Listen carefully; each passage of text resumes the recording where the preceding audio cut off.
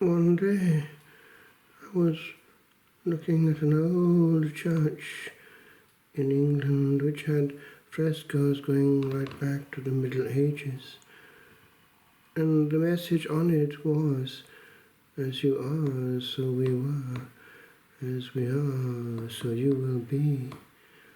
These are often found in old buildings.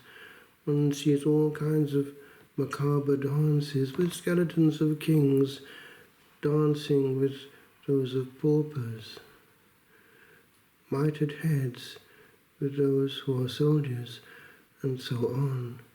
Death, the great equalizer.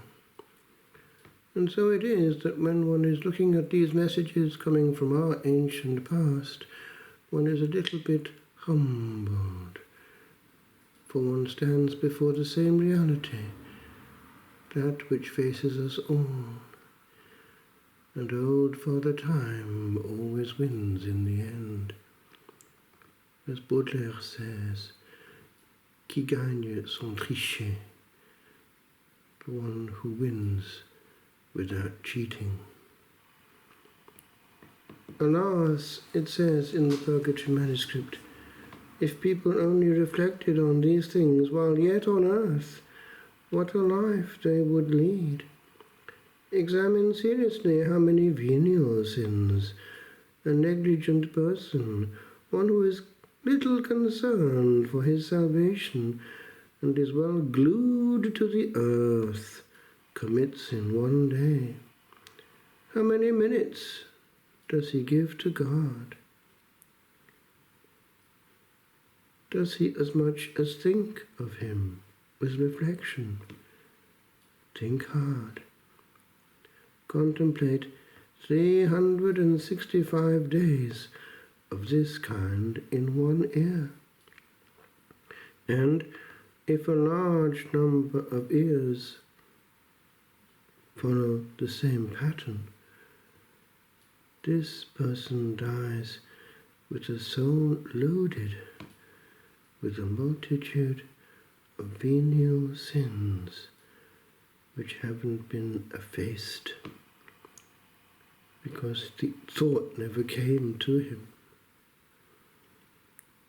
Only just is there left in the soul, thus overwhelmed, one tiny flicker of love when it comes to give an account of its life to the one who requires it back again. You have before you all these almost worthless lives, which have to be lived all over again in expiation, lives devoid of love, of God, of purity, of intention. The soul which must live on God has not lived for him. It has therefore to start its life all over again, and that with unheard of sufferings. And so it is that I brooded at length on the question of the use of time.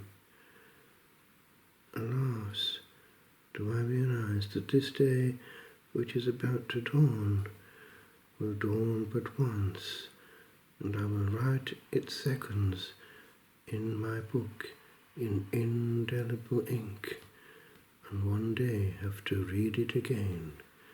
Oh, if only I had known the value of a day.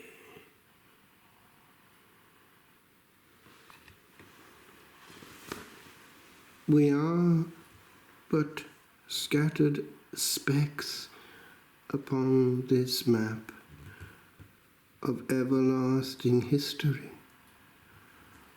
Our noise as we cry out toward an hour and rap upon the stage of this our act doth poise above our rattling heads a little while, and cry its dying echo, it to move on, afraid lest it beguile the coming second's ear that listens there.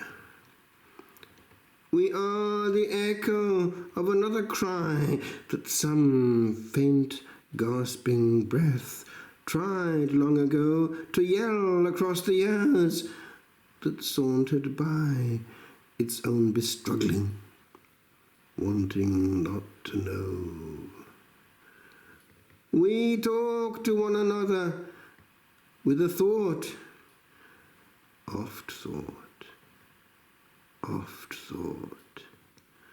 and tween stray aeons caught.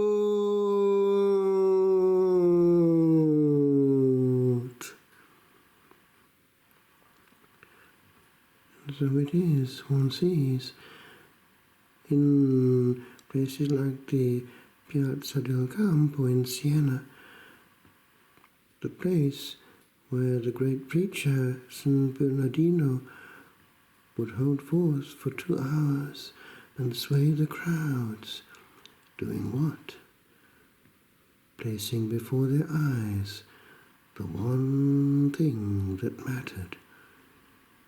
And we, in our pulpits, have grown up and give them politically correct messages and leave them where they're at, while souls dangle over the abyss, unprepared and unwarned.